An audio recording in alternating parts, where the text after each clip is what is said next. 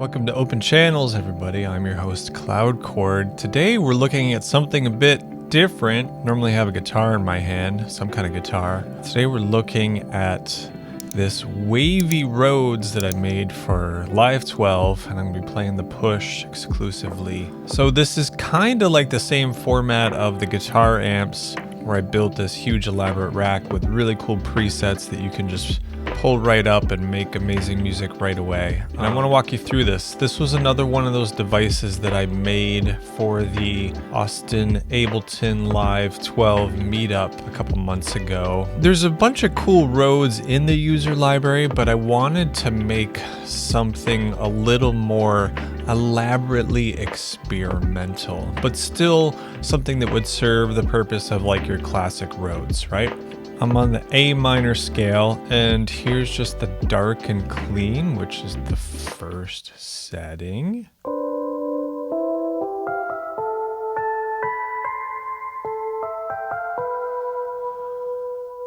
So what we have in our chain here, as far as the nuts and bolts of the sound, we have an instance of electric, which is our electric pianos, and I have the stiffness mapped to Rhodes hammer, and then I have the tone mapped to Rhodes tone. Let me just keep hitting a note and you can hear the difference.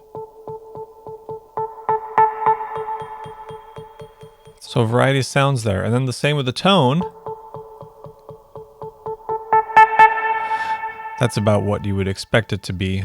The lower numbers are darker, higher numbers are brighter, right? So here's a cool thing. Here's an instance of roar, and I call it Wiggle VHS. This is an adaptation of one of the library presets, I believe called VHS.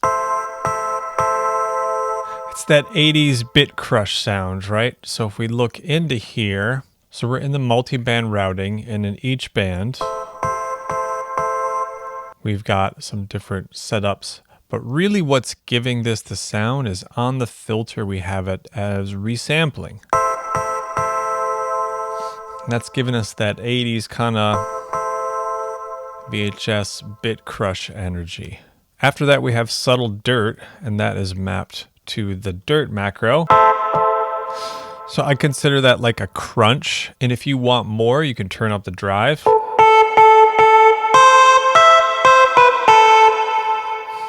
That's just one stage of a single roar device with the diode shaper. I got a little bit in this LFO section. You can see the shaper is reacting to the envelope. The amount. You can also see here in my envelopes that it's affecting the drive as well. Okay, then we got one more instance of roar here. I call it's Hotbox Mids. I believe this is adapted from another one of the presets in Live 12. And this Plug My Ears preset uses that macro. One of my favorite things too about roar is this feedback mode, which is essentially a delay that feeds back into itself.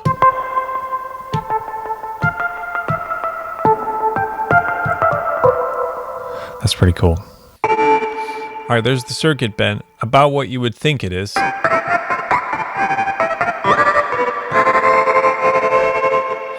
After that, we get our frequency shifter, and that is mapped to freaky. That's pretty cool, right?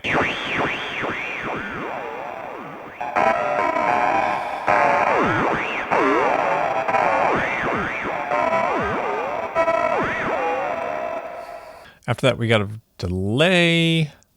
At this point, the delay seems a little bit boring, but that's mapped to delay. Let's go to a simple patch here. There's your delay. We can unsync them.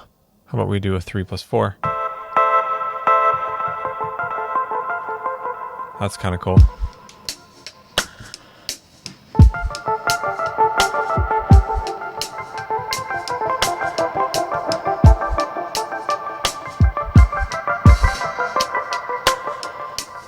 I like that one. I'm actually going to say that as a new one.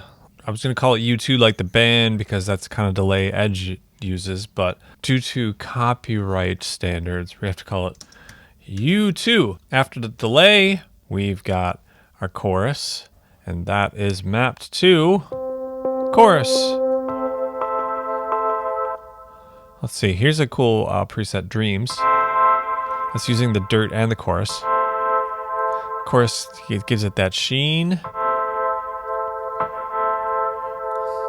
As I've mentioned in other videos, chorus is a really cool secret weapon because you can use the vibrato for kind of a lo-fi wavy thing.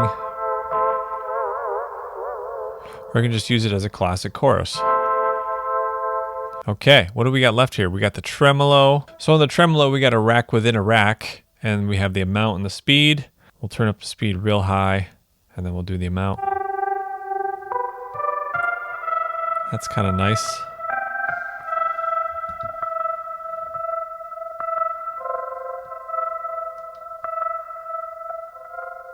Next, we got reverb. Map to the reverb, of course. It's all the way up.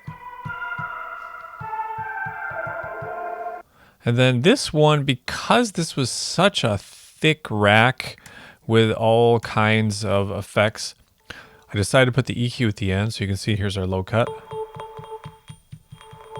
And here's our high cut. Seemed to make most sense in this one to put the EQ at the end. Then I put cabinet here. I think because of the electric, it just gave it a little bit more character. And then the limiter at the end, which is mapped to the volume because we want to practice safe sound design, children. All right, so a couple other settings we haven't got to here. How about Galaxy?